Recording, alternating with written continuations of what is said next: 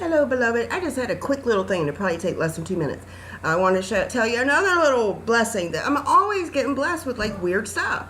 And I told you that a gentleman that I've never met stopped by, said I saw that piece of aluminum siding is fallen. It had fallen from the snow, it had bent, and there was exposed wood right on the front of my house, but it was underneath the second story. There was no way I could do it. I didn't have the money to fix it. It was just getting worse and worse. And he just stopped and said, I'm just going to fix that.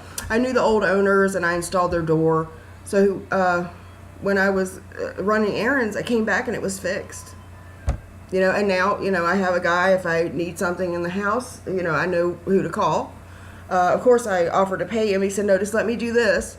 And because, I told him I'd do it on the 1st when I get my disability. And then today, my exhaust pipe fell off my Taurus. It's a good little car. But, on the back roads and stuff, it's bumpy. And I hit the railroad track, not hard, but the exhaust pipe was dragging. And there was no way. I was really far from home at my doctor's today. And as I was pulling in, because I didn't want it to break off and somebody get in an accident because parts are falling off my car, or me getting in an accident. And I did pray, Lord, please just let it hang on until I can get somewhere safe. So I got to the doctor's office, and it's a family medicine. It's usually old people and disabled people like me, But this younger guy, probably in his 30s, early 40s, showed up with a truck and was right behind me. And he just happened to have like a clamp cord and was willing to go into there and just temporarily fix it and hold it up for me. It was like the odds of him being there and having the part to put my exhaust back on was like crazy to me. And then again, he just blessed me. He didn't take a check or anything. He just, no, don't worry about it. It's temporary fix. Just get home. And I'll be taking it to my mechanic on the 1st next door to get it fixed. But I just wanted to tell you, stuff like this happens all the time for me. Although I've had a lot come against me, I'm always getting blessed with weird little things. I told you guys before that somebody contacted me to buy the barcode on a video box I produced in '94. I don't even know how they found me. Because I needed money to. It's not about. Please don't misunderstand me. I'm not saying that we serve the Lord for the prosperity, because when I've been in lean times, I really relied on His grace. It brought me closer to Him. I believe He provides all that we need, and it says be happy with food and raiment and shelter. Be happy with that, and I always have that. He said, I've never seen the righteous begging for bread. So, and we have His righteousness. And I believe, because a true follower is a soul winner. Because He said, come and follow me, I'll make you a fisher of men. Every time He said follow me, it was about saving souls. It was about preaching the gospel. That's how we follow Him. That's why I always say these lordshippers that say, oh, you got to follow Him and be in obedience. That's not what it means. The works of God is to believe on the Son. But the commandments He gave us was to believe on Him and to love others. And we love others by sharing the gospel. He said, preach the gospel to every creature, every saved person. That's our goal. That's our purpose, to give people the real good news. It's not good news to tell people to change their wicked ways to get to heaven, because that's not going to save them. It really is, the gospel is the story of God's precious Son loving us so much that He laid His life down for us so that we could be with Him forever. And He didn't ask anything except to receive it by faith.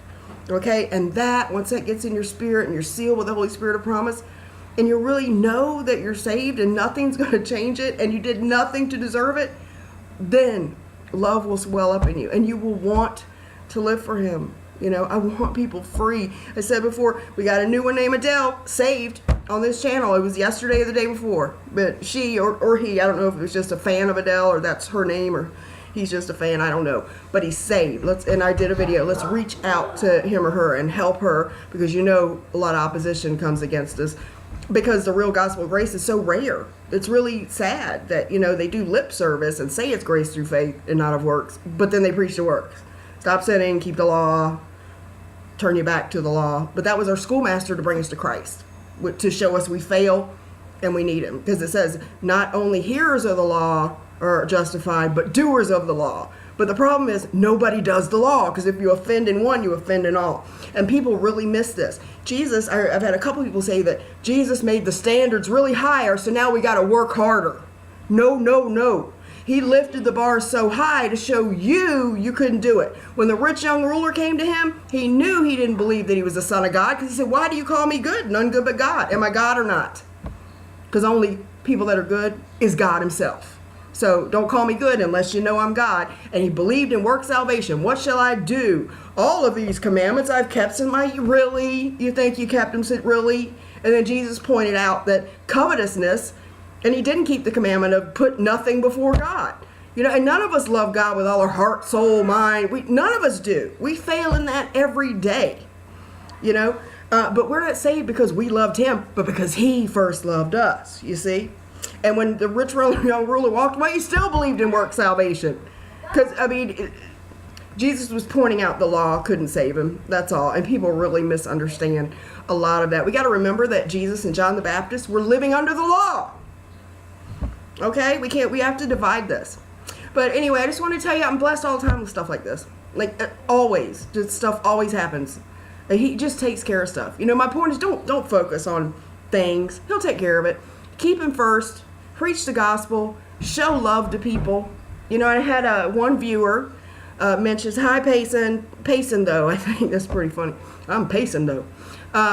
So, you know, he was like, you know, I struggle because sometimes I see these homeless people and then I think, oh, if I give money and I don't really have any joy from it, why should I give them money? You're supposed to give cheerfully, and then I'd just be doing a good work for good work's sake, and that means nothing to God. But you know what? I wanted to tell you, brother, sometimes we do it because we love Jesus, and there's nothing wrong. Even if your motive is wrong, it's never wrong to do good. Like, I think Paul said something about, you know, if the gospel is preached through my lie, then good. You know, my motive, what I'm doing, it's what's being done. So I try to think of people as Jesus, because he said, you know, you give somebody a cup of water in my name. You've done this to me. So I just try to think of people, you know what? Jesus isn't right here in front of me. I can't give him anything. But what does it hurt to give him a few bucks? You know, sit down and talk to them and ask them how they're doing, you know, and, you know, not just handouts, but talk to them and give them the good news of the gospel, the real good news. You know, I don't think there's anything wrong with doing a good work just for good work's sake, you know. And anyway, God bless you guys. Bye.